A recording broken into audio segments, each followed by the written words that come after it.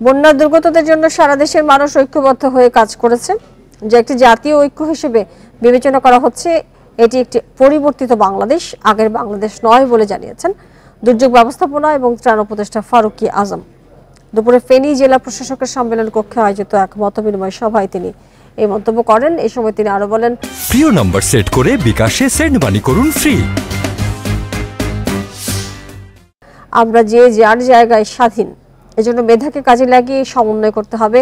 মতবিনিময় অগ্রাধিকারের ভিত্তিতে দুর্গতদের জন্য কাজ করার আহ্বান জানান তিনি। জেলা প্রশাসককে সমন্বয় করে পুনর্বাসন কার্যক্রমের জন্য একটি কমিটি ঘোষণা করেন দুর্যোগ ব্যবস্থাপনা এবং ত্রাণ উপদেষ্টা। পরে বিকেলে তিনি কুমিল্লায় এক মতবিনিময় সভায় অংশ নেন।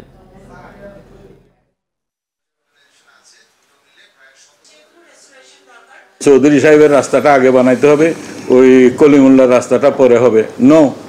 যার প্রায়োরিটি হবে সেটাই যেন সবার আগে যেন সেটাই হয়। বন্যা উত্তর যে পুনর্বাসন কর্মসূচি, এগুলি সব সমন্বয় করবে। ওই 10 টাকার ইটা যেন 100 টাকায় না কিনা হয়, এইসব বিষয়গুলো জনসমক্ষে পাবলিক করা হবে।